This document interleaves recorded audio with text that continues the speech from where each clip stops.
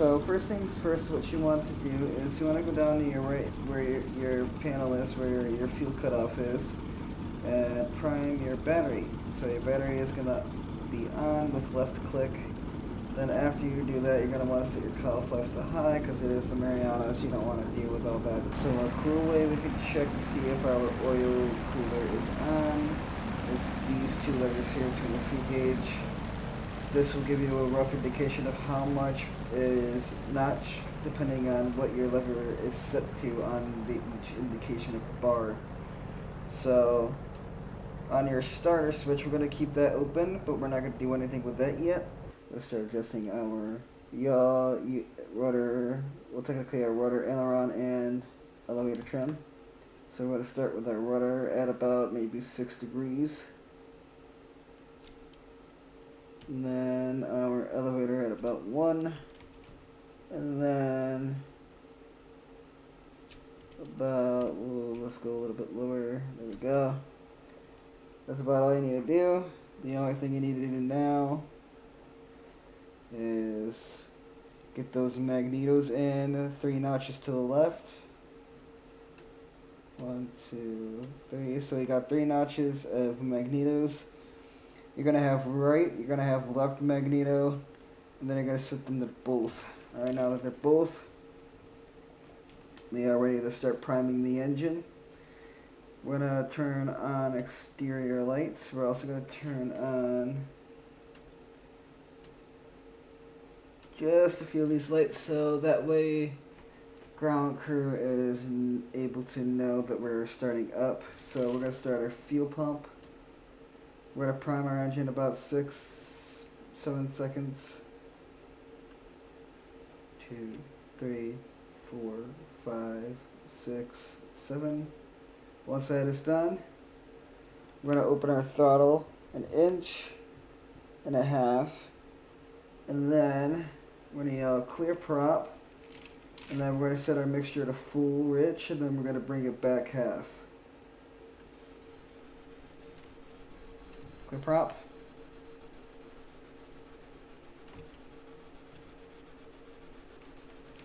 Might have to open our throttle a little more. Oh, we completely forgot to set our fuel to main. That was half our problem. Main. Clear prop. And then, once we do that, engine is alive. That was half of my issue.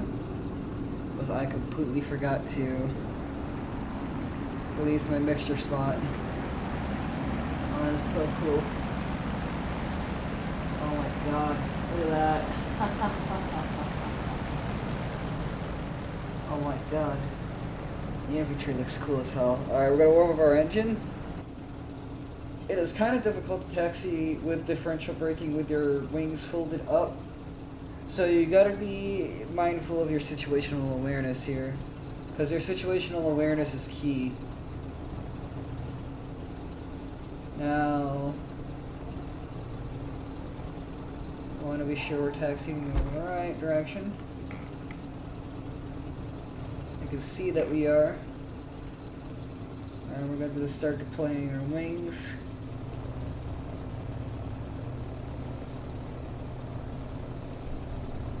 So wings are unfolding. So we gotta be careful. You're gonna hear a little bit of a horn when they get in place. Starting now. After you hear that horn, you're gonna press that lever in. Once you see those covers close, you're gonna wanna press that lever out. And your wings are locked. So, there we go. Whoa. Easy. Alright, now that I got that, throttle up. I can do a check here. Bring her up to full power a little bit. Magnetos look good. I'm gonna release. Bring her up to about 50.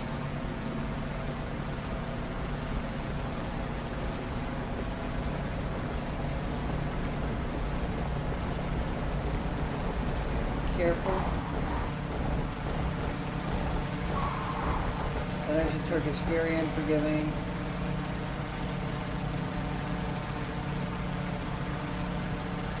Oh boy. Still a little Alright, we're good. We're airborne.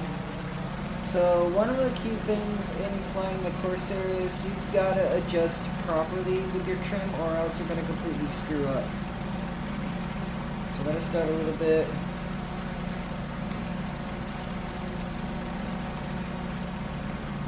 Now, close the canopy.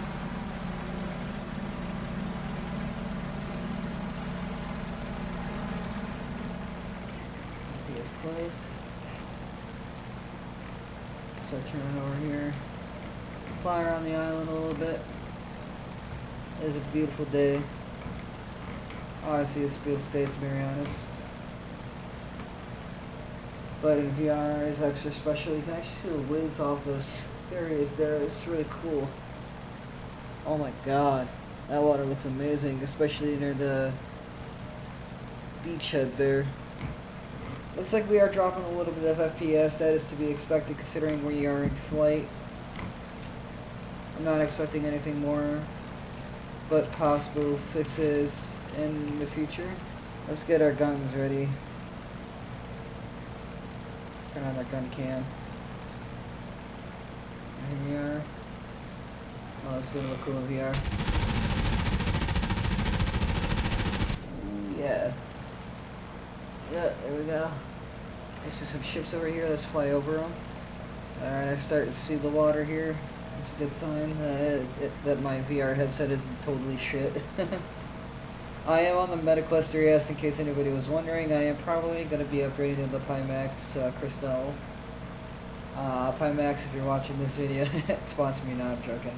I actually might pick one up later in the future. I actually might get the $600 version, test that out with DCS.